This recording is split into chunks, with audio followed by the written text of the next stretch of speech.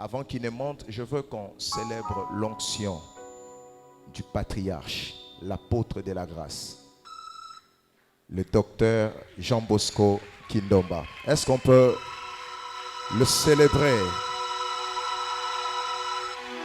Centre évangélique Horeb, est-ce qu'on peut faire mieux que ça?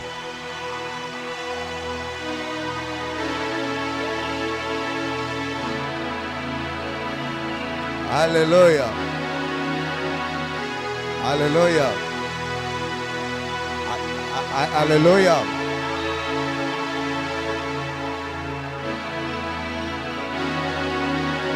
Écoutez-moi. Écoutez-moi. Je vous ai toujours dit j'ai un problème de chercher qui entendre. Mais Dieu m'entend parler, je suis sur la chair, dans toute la planète. S'il y a 3 personnes que j'écoute chaque jour avant de venir prêcher ici. Donc les dimanches, quand vous me voyez, je ne descends pas là. J'écoute d'abord ce qu'ils prêchent. Quelqu'un m'entend? Est-ce que quelqu'un m'entend? C'est avec beaucoup d'humilité, c'est mon avis. Si nous avons 3 prédicateurs dans cette nation, si le patriarche n'est pas le premier, il est le deuxième. Est-ce que quelqu'un est prêt à l'entendre?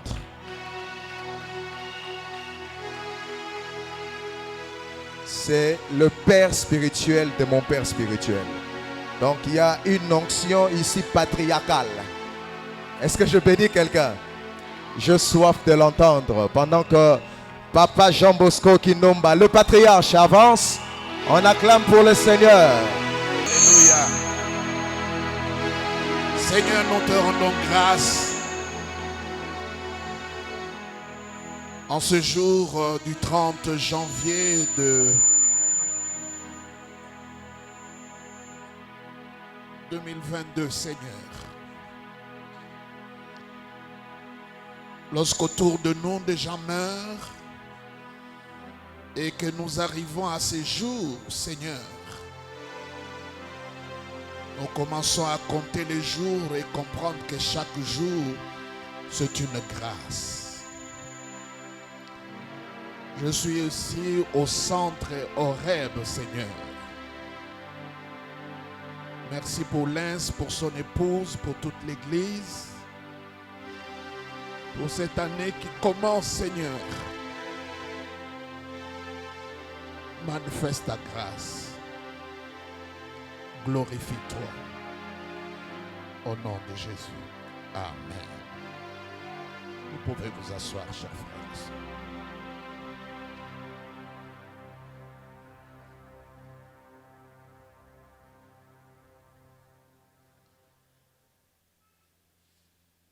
Bien-aimé, après 43 ans de marche avec le Seigneur, il y a une chose qui ne m'a jamais quitté, c'est la petite frousse que j'ai pour me tenir et pour prêcher. Ça, je l'ai toujours. C'est comme ça que toute ma vie de prédicateur, de pasteur, je n'ai jamais demandé à quelqu'un de me céder sa chair. Je ne suis jamais allé à une église pour dire, le Seigneur m'a donné un message, est-ce que vous pouvez me permettre, n'est-ce pas, de l'exposer? Je n'ai jamais fait ça. Parce que pour moi, au-delà des privilèges que les gens peuvent voir aujourd'hui, autrefois, il n'y avait pas tous ces privilèges. C'est une grande responsabilité. Surtout la manière dont votre pasteur m'a présenté relève encore de mon cœur quelle responsabilité de vous introduire sur le plan prophétique et spirituel et sacerdotal pour cette année nouvelle. Du très fond de mon cœur, tout ce qu'il va arriver tout au long de l'année jusqu'à la fin est déterminé par ce que je vais proclamer et dire dans cet endroit. Donc ma responsabilité, elle est très grande. Très grande. C'est comme ça il y a lieu d'être vraiment attentif à ce que le Seigneur a déposé dans mon cœur. Le thème qui nous a été proposé, c'est dans le psaume 24, nous pouvons lire rapidement. Je n'oublie pas de dire merci à Dieu une fois de plus et à son saint serviteur, le prophète Lens, son épouse et tous ses collaborateurs et vous tous qui êtes ici dans la maison du Seigneur. Grâce abondante sur chacun de vous. C'est le psaume, j'ai déjà eu l'occasion de prêcher tout le psaume. Et le psaume, c'est le livre qui se trouve au milieu de la Bible. Donc quand tu ouvres la Bible, au milieu, c'est le psaume. Et si nous considérons la parole de Dieu sur le pain, nous dirons que le psaume, c'est la charcuterie ou l'avocat ou les boudins ou tout ce que vous voulez de la Bible. Donc ça rend la Bible très succulent. Nous sommes dans psaume 24. Le psaume 24 vient juste après le psaume 23. L'Éternel est mon berger.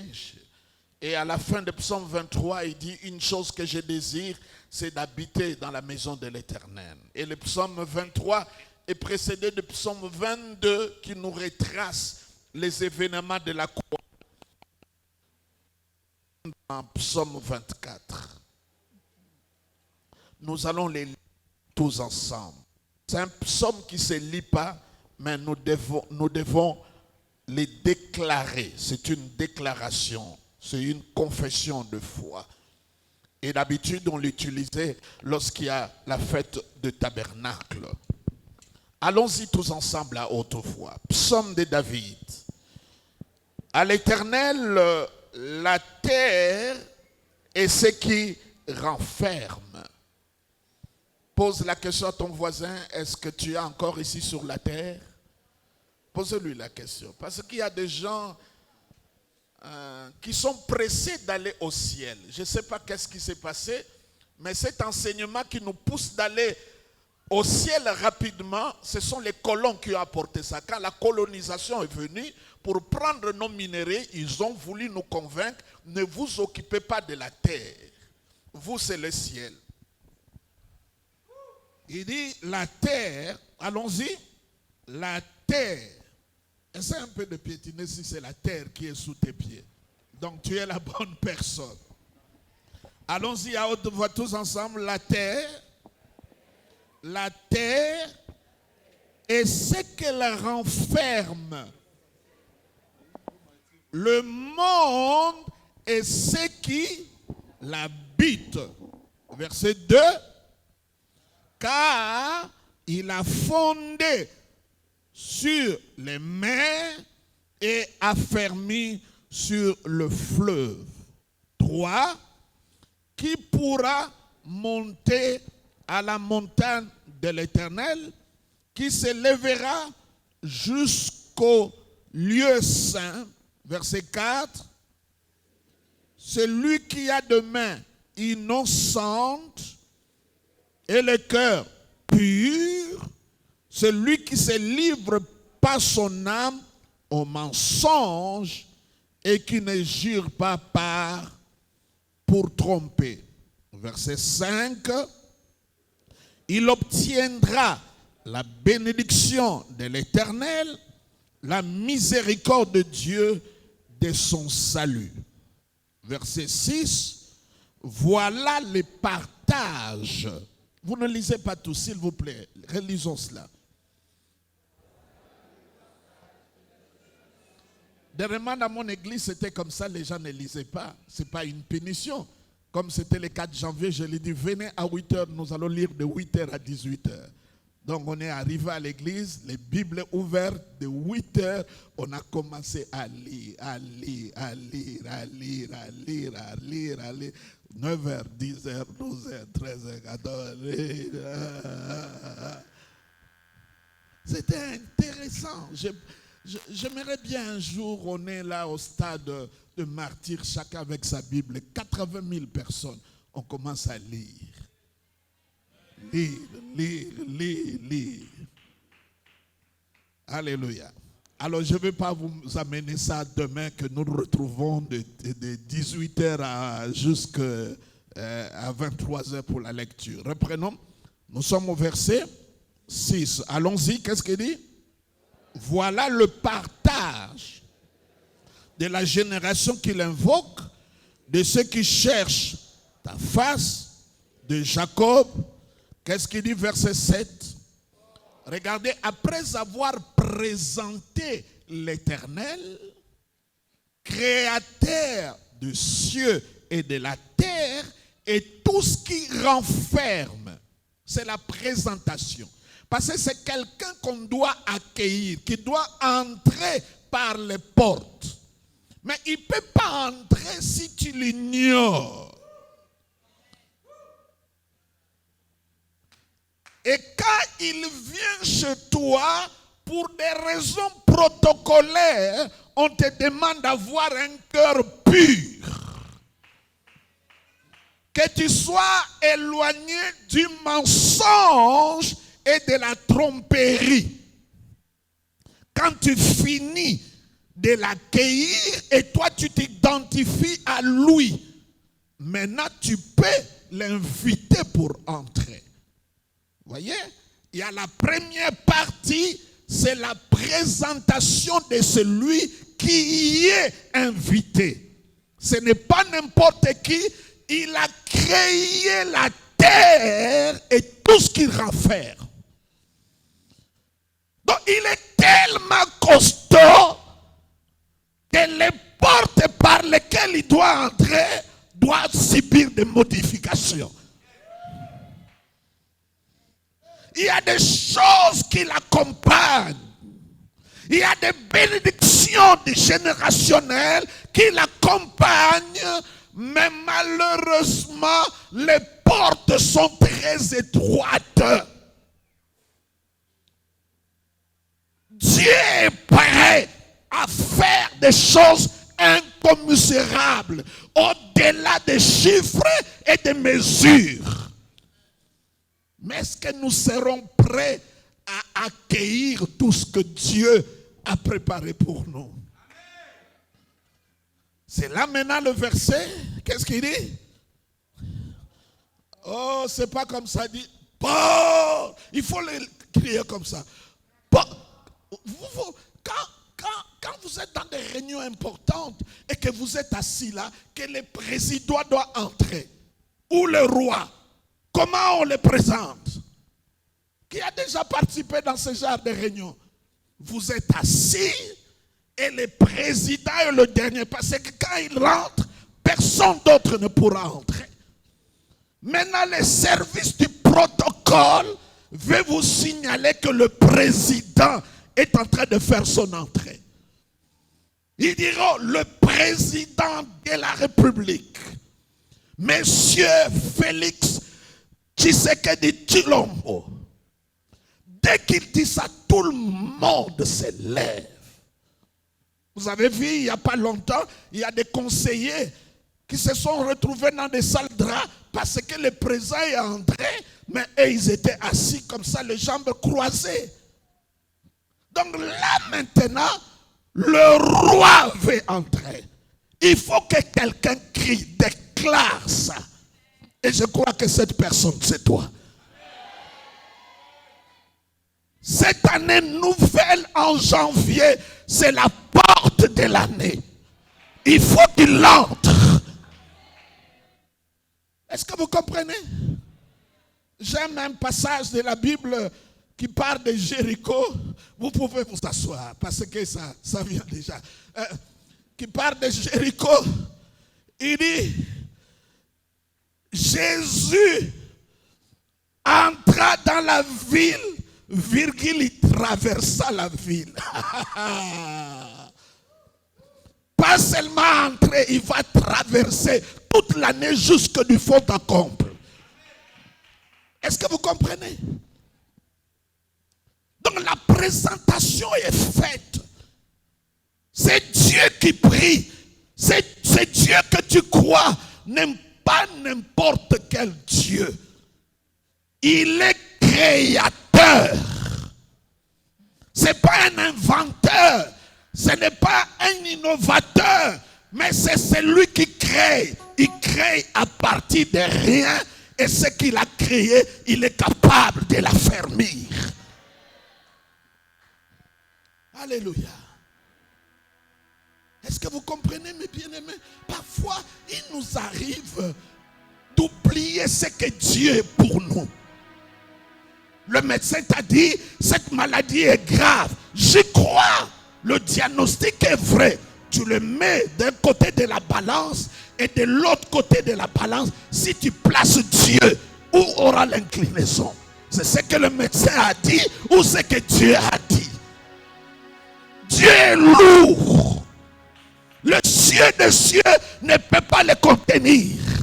La terre, c'est son marchepied. Alléluia. C'est ce Dieu-là que nous prions. Parfois l'église voit leur isme, leur religion. Nous sommes pentecôtistes, mais je parle de Dieu.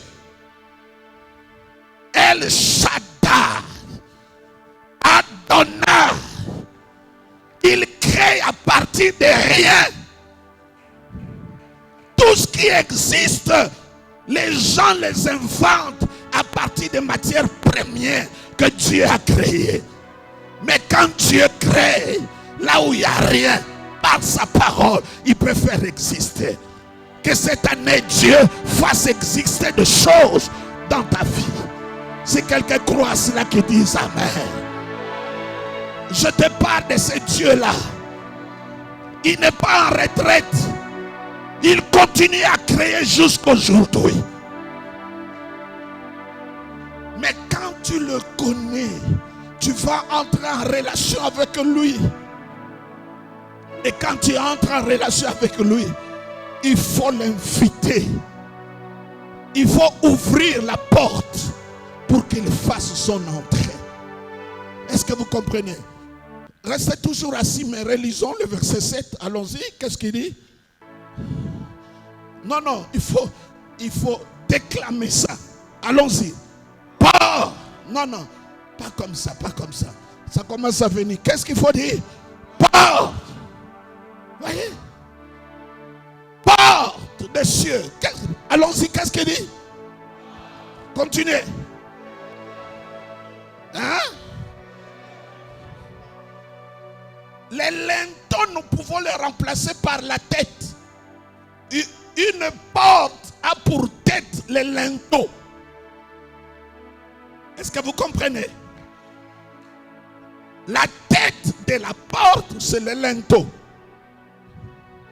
Ça veut dire il est tellement grand. Tu l'invites dans cette année 2022. Mais tu as un esprit étroit. Tu ne penses pas grand. Tu ne réfléchis pas à la grandeur. Dans tes réflexions, tu es réduit. Mais il veut entrer. Il a tout ce que tu as besoin. Continuez. Qu'est-ce qu'il dit? Allons-y. Porte éternelle. Que le roi de qui? Le roi de quoi? Fasse quoi? Son entrée. Alléluia. Et quand il entre comme ça, c'est comme ça vous voyez. Parce que mes bien, si le président entrait ici, nous allons nous lever. Mais si c'est Jésus qui entre, nous allons coucher par terre. Nous allons même lui dire de marcher sur nous. Parce qu'il est le roi des rois, le Seigneur des seigneurs. Quelqu'un peut dire Alléluia. J'aime parler de Dieu. Aujourd'hui, le christianisme est basé sur l'homme. Mais le vrai christianisme est basé sur Dieu. Il dit, je suis le cep, vous êtes des sarments. C'est lui qui résiste. C'est lui qui maintient les choses. Il dit qu'il fasse son entrée. Continuez. Vous voulez plus lire? Hein? Oui. Porte. Mais pourquoi on les reprend 2 fois? C'est pour mettre le poing sous les i, les barres au travers des T, pour insister. Tu ne peux pas bénéficier de ce qu'il est si tu ne le permets pas d'entrer. Ça veut dire la clé pour le faire entrer n'est pas entre ses mains, c'est entre tes mains. C'est un gentleman. Il n'entre pas comme les démons en fracas. Mais lui, avant d'entrer, il faut que tu l'ouvres ton cœur.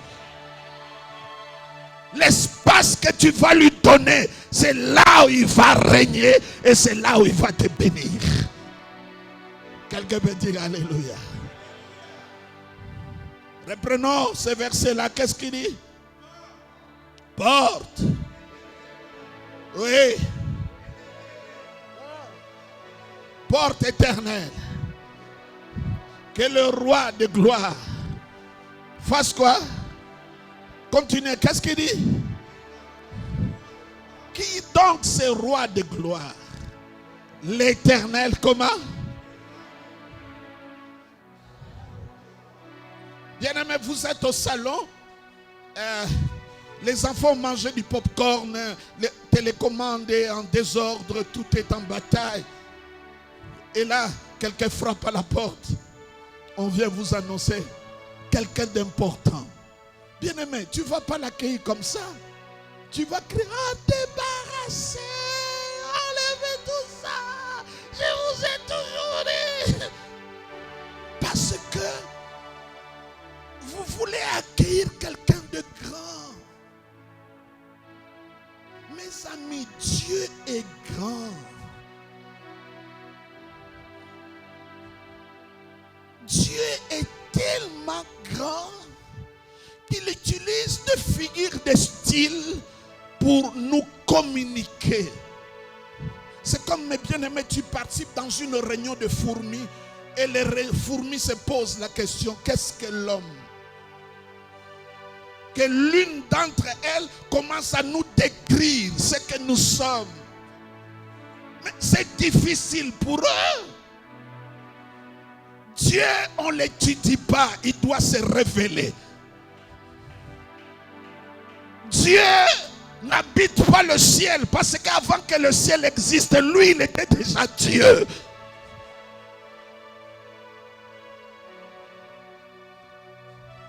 Et c'est ce Dieu-là que tu crois.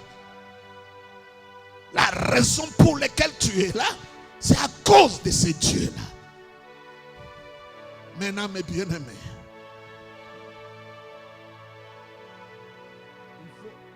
il y a lieu qu'il fasse son entrée. Mais dans la Bible, quand on parle de porte, ça veut simplement dire les dispositions du cœur. Bien-aimé, quand Dieu entre en contact avec nous, il ne peut pas venir entrer par ces véhicules que nous avons, que nous appelons le corps. Non. Le corps ne peut pas supporter le contact avec Dieu. Notre âme, qui est tout à fait changeant d'un événement à l'autre, ne peut pas accueillir Dieu dans sa divinité. Dieu a mis en nous quelque chose que nous appelons esprit. C'est dans notre esprit, et d'autres textes de la Bible, au lieu de dire esprit, la Bible dit le cœur. Il y a d'autres qui disent l'homme intérieur. Il y en a d'autres qui disent l'homme nouveau ou nouvel homme.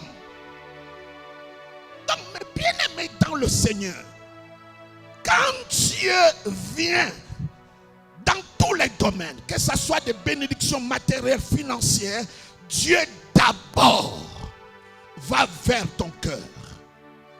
Si le cœur est touché, les autres parties seront influencées.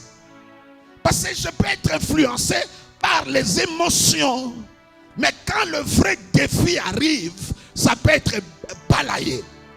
Mais quand c'est l'esprit, parce que l'homme est d'abord esprit. Regardez Adam et Ève. Quand Dieu les a créés, ils étaient nus. Mais ils ne s'apercevaient pas qu'ils étaient nus. Ils ignoraient qu'ils étaient nus. Tellement qu'ils étaient couverts de la gloire de Dieu. Mais qu'est-ce qui a changé? C'est lorsque l'homme a péché. La Bible dit que l'homme s'est rendu compte qu'il était nu. Ça veut dire, maintenant, le centre de contrôle, le centre de gravité, ce n'était plus son esprit, mais plutôt ce qui est à l'extérieur, c'est ça qui commence à le dicter. Ce que nous ressentons, ce que nous voyons, ce que nous touchons, c'est ça qui commence, n'est-ce pas, à nous commander. Mais la vie chrétienne est d'abord une question de l'esprit. C'est comme ça la Bible dit, les vrais adorateurs adoreront comment? Le Père en esprit, parce que Dieu est comment? Dieu est esprit. Vous savez la plus grande tragédie que j'ai constatée même à l'église, le Saint-Esprit est esprit. Dieu est esprit. Jésus, il est esprit. La parole de Dieu est vie et esprit. Les anges sont les esprits. Les démons sont les esprits. Le diable, c'est un esprit. Mais la seule personne qui ignore, d'abord, il est esprit avant d'avoir l'âme et d'habiter le corps. C'est l'homme. Donc, dans cet ensemble-là des esprits, c'est comme ça, vous voyez, quand le matin tu te réveilles, tout ce que tu fais, c'est pour répondre à des besoins de l'homme extérieur. De l'homme extérieur. Ou si pas l'homme extérieur, mais de ton âme. S'habiller, manger, se parfumer, prendre soin d'avoir une voiture, une maison. Toutes ces préoccupations-là, c'est pour l'homme extérieur. Mais il est difficile. Quand tu te réveilles, tu dis ceci. Je suis tripartite. Je suis esprit. J'ai une âme. J'habite un corps. Maintenant, qu'est-ce que je veux faire par rapport à l'esprit, par rapport à l'âme, par rapport au corps? Parce que la Bible le dit clairement. Le Dieu de paix vous sanctifiera lui-même, esprit, âme et corps. Mais nous n'avons pas la conscience que nous sommes d'abord les êtres spirituels. Est-ce que vous le comprenez, mes bien-aimés? Et la plupart de nos prédications, ce sont des prédications de théologie de l'âme. Toute l'église est basée sur ça. Tu vas te marier, tu vas voyager, tu auras telle chose. Regarde ce qui va arriver. Dans tout ce que nous écoutons, c'est la théologie du corps et de l'âme. On s'en fout de l'esprit. Mais allez chez les occultistes. Les enseignements sont donnés pour affermir l'homme intérieur. On fait croire à cet homme-là, même si on braque un revolver sur toi, ça ne va pas t'atteindre. C'est à quel niveau que cette personne a pris conscience? Ce n'est pas son corps, c'est au niveau de l'esprit. Comme moi, je crois que mes bien-aimés, personne ne peut me tuer. Ça n'existe pas. Je vais mourir, mais ça sera un choix. C'est moi qui choisira. Mais personne ne pourra me tuer parce que je suis un être spirituel. La Bible appelle ça le cœur. C'est la porte. C'est l'accès. C'est là où Dieu entre. Regardez. Si un chrétien meurt aujourd'hui, Ou si aujourd'hui tel que nous sommes, Christ revenait et que nous devons aller au ciel. La Bible dit, nous serons changés à un nouveau corps. On ne parle pas de nouveau esprit. Parce qu'au niveau de ton esprit, tu vis déjà l'éternité. Oh, vous ne comprenez pas ça. Non, non, vous ne comprenez pas ce que je dis. Tu vois tel que tu es assis là, Dieu ne changera pas ton esprit quand Christ va venir. Et si tu meurs, ce n'est pas ton esprit qu'on va changer. C'est ton corps. Tu auras un nouveau corps. Mais tel que tu es assis là, que Jésus-Christ a tabernaclé dans ton cœur, tu es pur, tu es puissant, tu es saint dans ton esprit.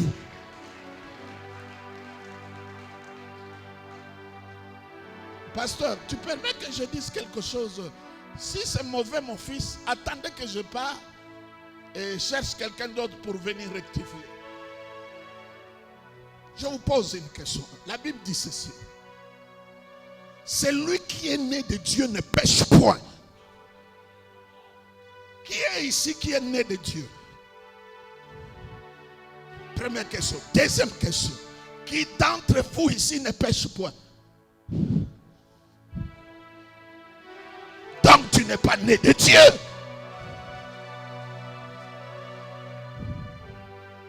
Oh, vous ne parlez plus.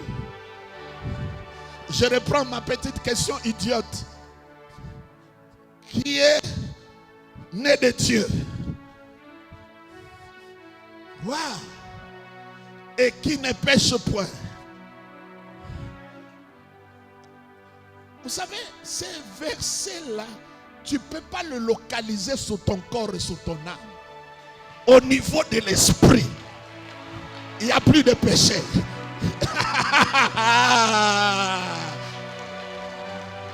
Tous les péchés que tu fais, tu les fais au niveau de l'âme et du corps.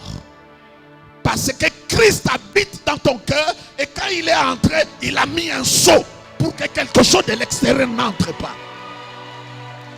Il a mis un bouchon. C'est comme ça un chrétien ne peut pas être possédé.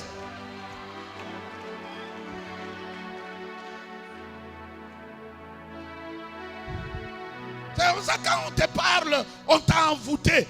C'est pas l'esprit.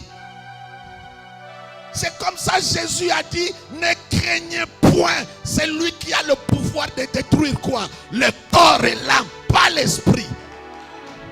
Il ne peut pas toucher l'esprit. Ton esprit est inviolable. Malheureusement, tu n'es pas conscient que tu es un être esprit.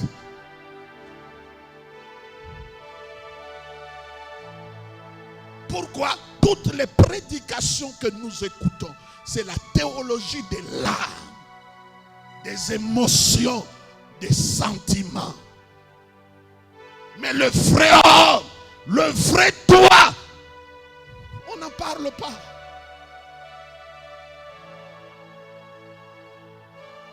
Si je roule dans ma voiture et que le pneu est crevé, ce n'est pas moi qui ai crevé, c'est le pneu.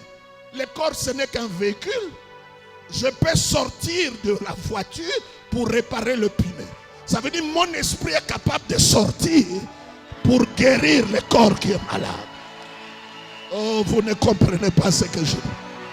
Dis à ton voisin, je suis esprit.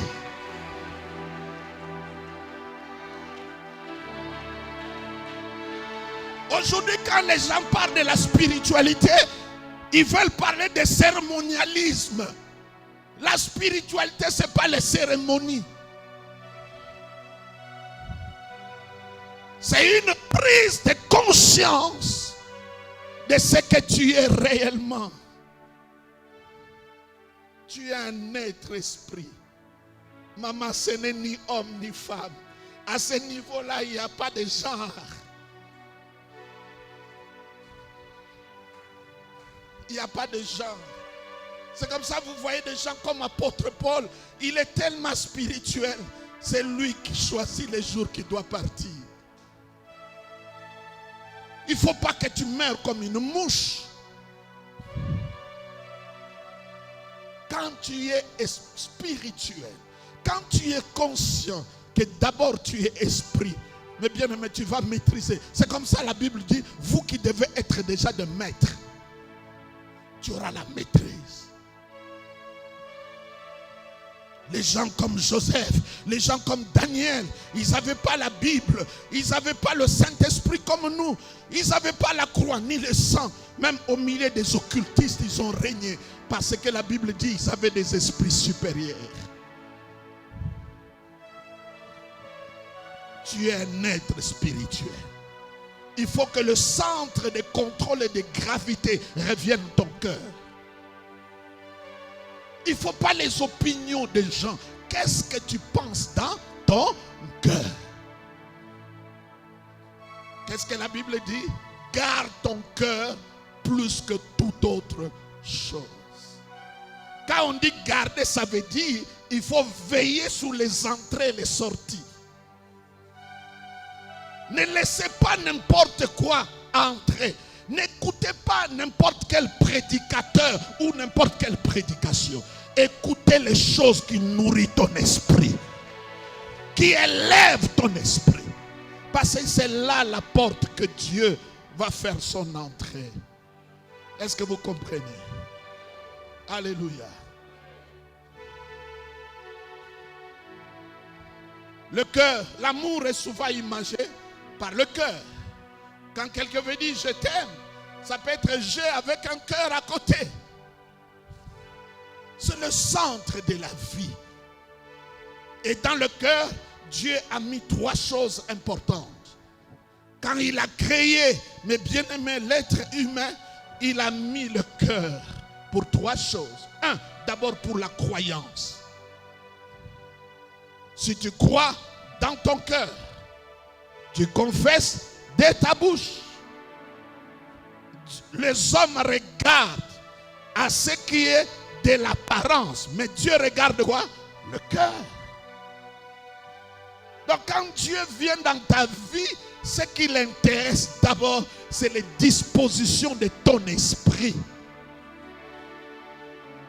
Tu peux être petit, mais avoir un grand esprit.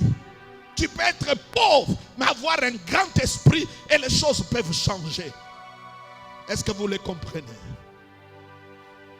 Je pose la question si vous les comprenez. Cette année, si l'année passée tu es entré avec ta tête, cette année il faut entrer avec ton cœur. La Bible dit garde ton cœur plus que toute autre chose, parce que de lui proviennent les sources de vie. Beaucoup de choses que nous faisons qui ne marchent pas parce que tu n'as pas mis le cœur. Ton mariage peut changer au lieu d'avoir tous ces cafards dans la tête, mais tu mets le cœur, tu peux changer les choses. Pour moi, un pasteur, ce n'est pas lui qui fait de miracles, qui prophétise, parce que tout ça, même les charlatans peuvent le faire. La différence, ce n'est pas la puissance, mais la différence, c'est le cœur.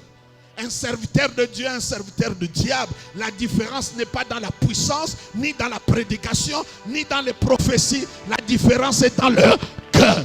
Tous ont la puissance, mais l'un en a avec un bon cœur.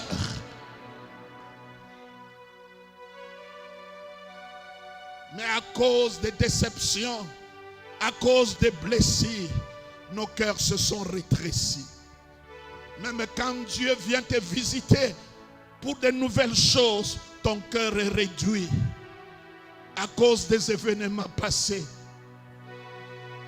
Regardez ce passage. Je suis dans l'Apocalypse.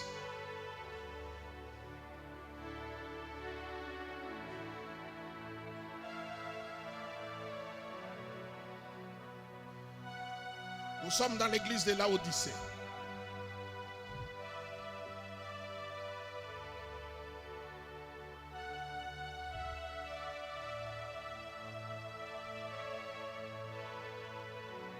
Prenons le verset 17, tous ensemble. Chapitre 3, verset 17. Allons-y.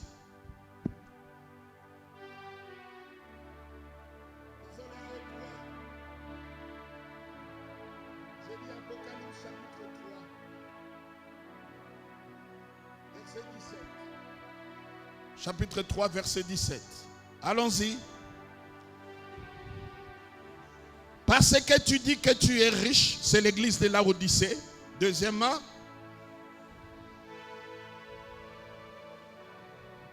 oui, c'est une église tellement suffisante, c'est un peuple qui se suffit en lui-même, mais qui ne fait pas le bon diagnostic de ses vrais besoins.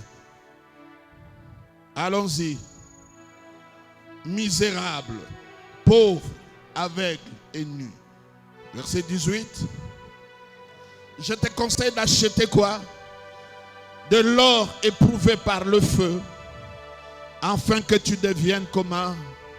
Continuez. Oui.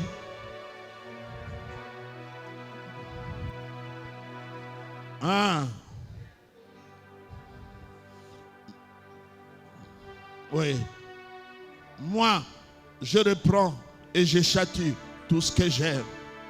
Ayez donc du zèle et répands-toi. Maintenant, regardez le verset 20. Qu'est-ce qu'il dit? Voici, je fais quoi? Je me tiens où?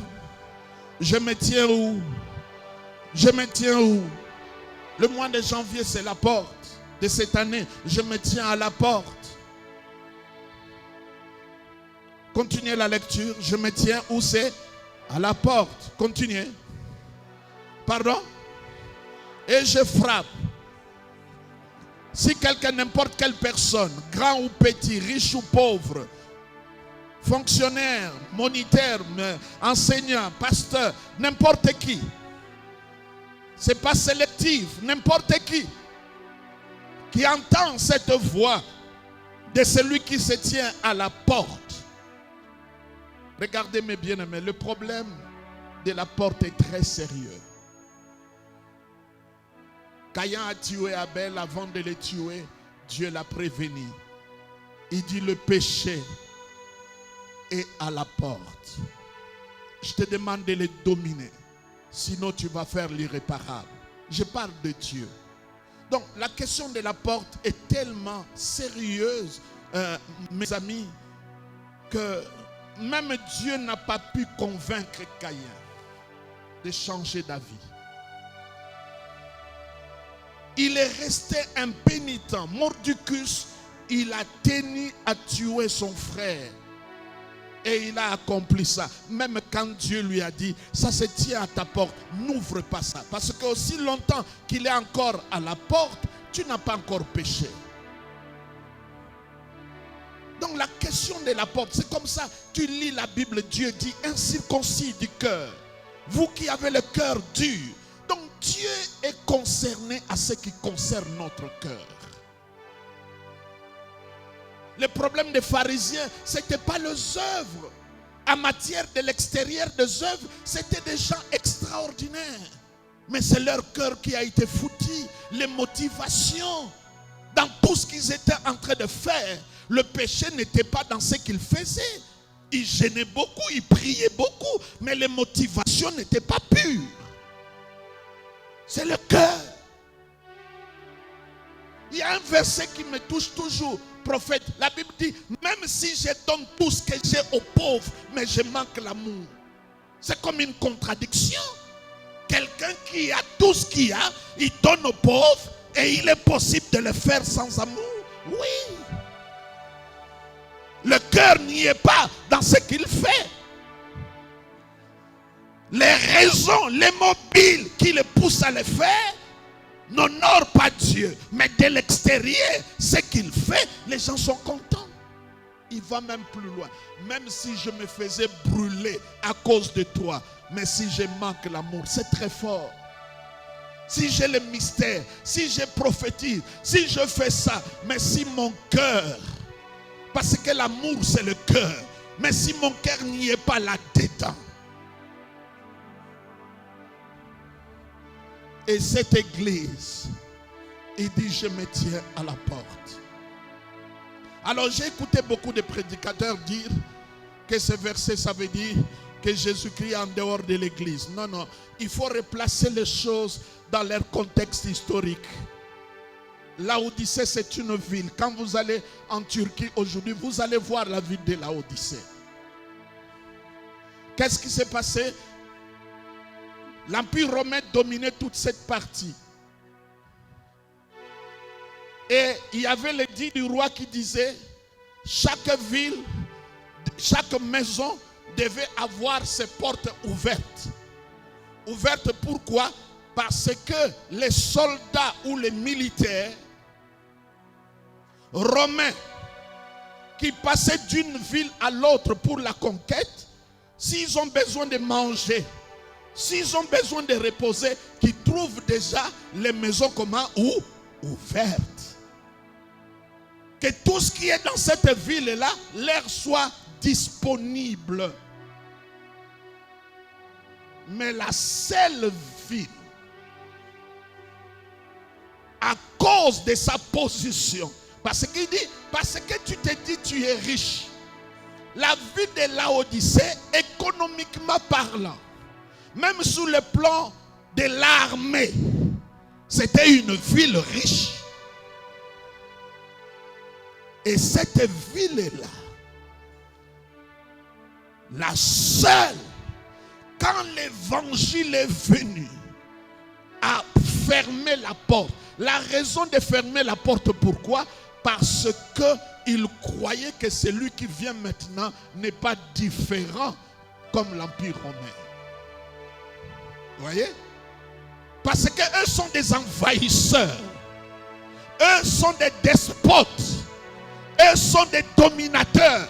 Quand ils entrent dans ta maison, parce que tu dois les garder ouvertes, ils entrent, ils envahissent, ils mangent, ils peuvent violer même tes enfants. Tout ce qu'ils peuvent faire, ils sont libres de le faire. C'était ça l'édit du roi.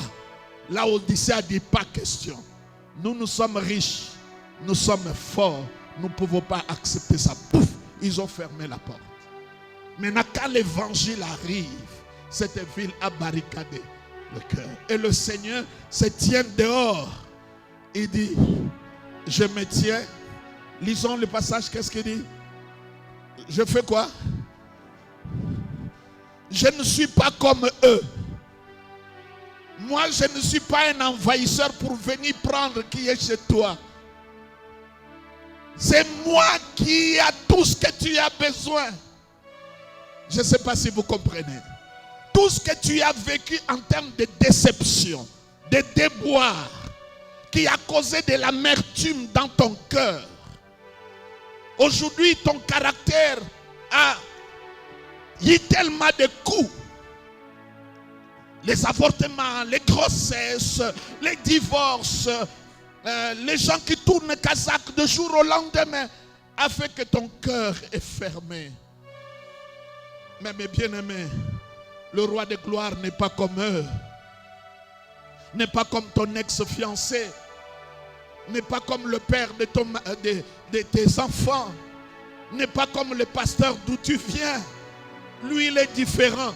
Il ne vient pas prendre chez toi. Qu'est-ce qu'il dit? Je me tiens où c'est? À la porte. Et je n'entre pas de force. Qu'est-ce que je fais? Je frappe. Je sollicite. Et il dit, si quelqu'un entend, et qu'est-ce qu'il fera après quand il a entendu? Il va ouvrir. Et quand il va ouvrir, lui, qu'est-ce qu'il va faire? Et il va entrer. Et quand il va entrer, qu'est-ce qu'il va faire? La nourriture là qui va souper, c'est lui qui apporte ça. Parce qu'il lui dit, viens acheter de l'or pur. Ce que tu as là, ce n'est que des illusions. Ce que tu as vécu, ce sont des histoires passées. Je ne suis pas l'Empire romain. Moi, je suis le Fils de Dieu, sauveur de l'humanité tout entière. Est-ce que tu es prêt à ouvrir ton cœur à de nouvelles opportunités? Si tu crois cela, tu peux crier Amen. Est-ce que tu peux ouvrir ton cœur à de nouvelles relations? Est-ce que tu peux ouvrir ton cœur à de nouvelles expériences? Est-ce que tu peux ouvrir ton cœur à de nouvelles affaires? Si tu crois cela, dis 3 fois Amen. Le passé, c'est passé. C'est lui qui vient maintenant à l'an 2022. C'est l'Éternel de gloire, créateur du ciel et de la terre. C'est le bon berger. Ouvrez ton cœur. Il a des choses nouvelles à t'apporter. Quelqu'un peut dire amen. C'est ça le problème de la Odyssée. Regardez un autre passage. Josué chapitre 6.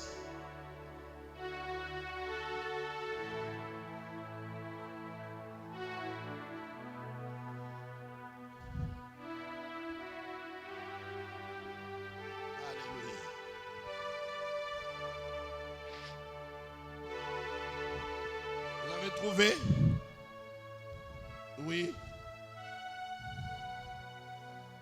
Verset 1er, allons-y. Jéricho était comment? Et quoi encore? Hein? Reprenons ça.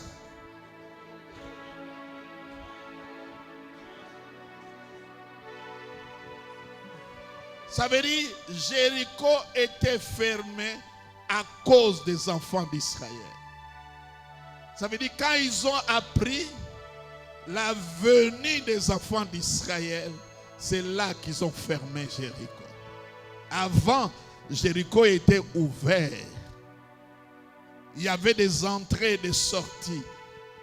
Mais parce que les enfants d'Israël viennent avec l'arche, viennent avec le Shekinah de Dieu, la théophanie, la présence du Seigneur en train de venir. Parce que la seule porte pour accéder à Canaan, à la terre promise, c'était Jéricho. Jéricho, c'était la porte. Donc tu ne peux pas aller ailleurs. C'est le passage obligé. Mais quand ils ont appris ça, ils ont barricadé.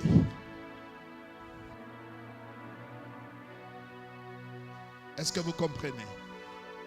Qu'est-ce qu'ils ont fait?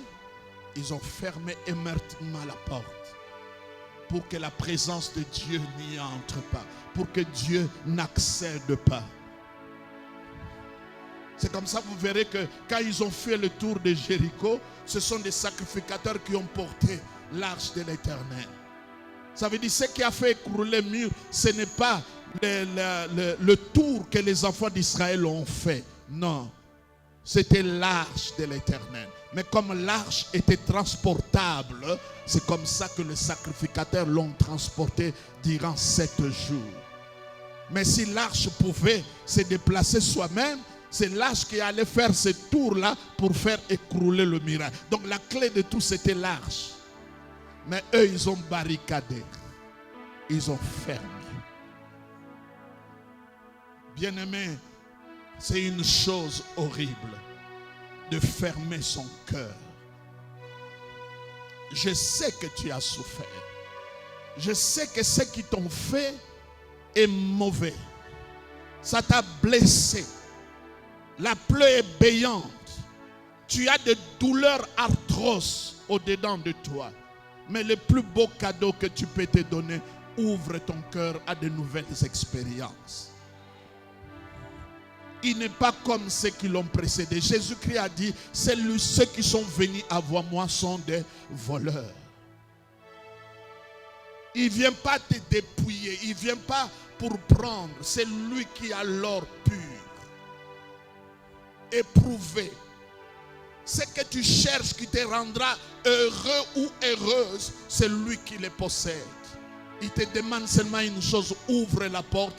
Il va festoyer ensemble avec toi. Est-ce que vous comprenez ça? Parce que si tu ne le permets pas, il ne pourra pas accéder. Je vous donne un exemple. Quelqu'un qui vient d'un village ici au Congo et il arrive aux États-Unis. Il fait aux États-Unis, il est là depuis 40 ans. Sa manière de parler, c'est comme un Américain. Ses mœurs, ses habitudes, ses fréquentations. Quand tu le vois, tu diras c'est un Américain. Sa maison, la décoration, tout ça c'est américain. Mais tu entres dans sa cuisine, il continue à manger les pondous et les fumbwa. Ça veut dire, il a tout laissé, il a ouvert la porte en Amérique en tout, sauf à la cuisine. Il dit, ça, je ne change pas. Je vais continuer à manger comme j'étais au village. Tout est américanisé sauf sa nourriture. Et vous le voyez, quand je voyage, que je rencontre de frères, dans leur cuisine, il n'y a rien d'américain. Les odeurs comme vraiment comme on était au village.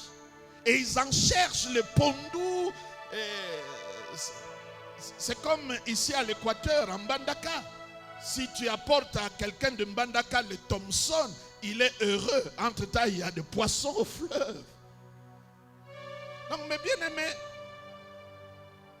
là où tu as ouvert ton cœur, le compartiment que tu as laissé la place à Dieu, c'est ça qu'il va changer.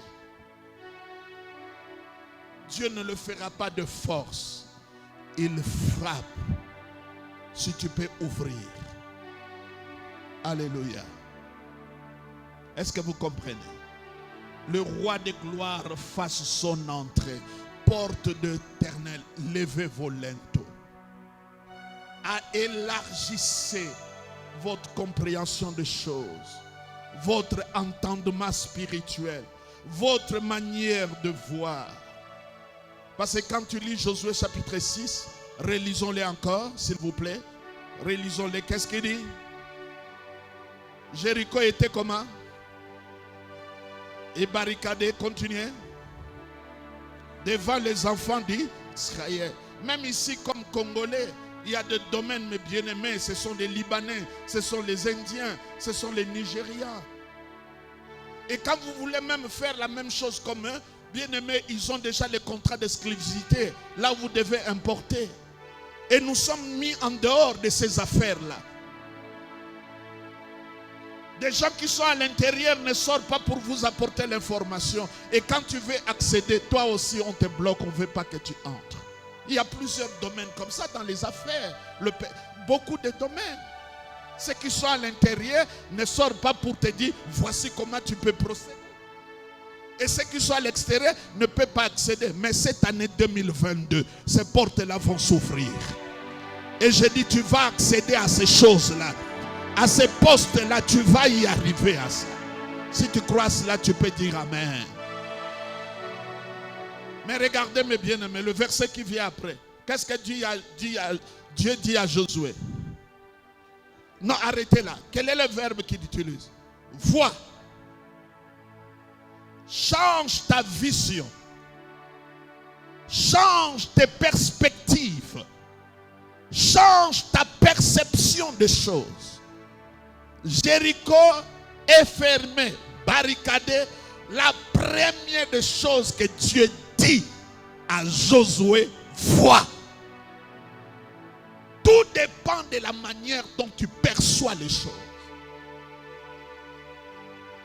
Notre problème, c'est au niveau de la vision. Agrandissez ta vision. Rendez ta vision grande. Pensez grand. Priez grand. Aspirez à la grandeur. Parce que ce Dieu-là est grand et puissant. Il est créateur du ciel et de la terre. Vois. Qu'est-ce qu'il a dit à Josué? Vois. La perception des choses. Vois. Si tu changes la manière de voir. Parce que, écoute ce que la Bible dit. La Bible dit, tout est pur pour ceux qui sont purs. Ça veut dire, les choses deviennent telles que toi tu y es. Paul dit ceci, quand j'étais petit, je parlais, je pensais, je faisais comme un enfant. Ça veut dire, les dire ou parler, le faire ou faire, penser, dépend dans l'état dans lequel tu te trouves. Il dit, quand je suis devenu grand, je me suis débarrassé. Donc la réunion d'aujourd'hui, le culte d'aujourd'hui, change la manière de voir les choses. Et ça va tout changer, mes amis. Est-ce que vous comprenez cela? Retournons dans ces psaumes, et je vais m'arrêter là, psaume 24. Qu'est-ce qu'il dit? Daddy, the time is over. C'est ce qui est écrit ici.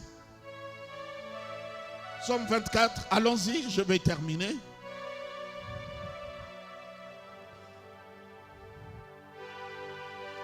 Il dit,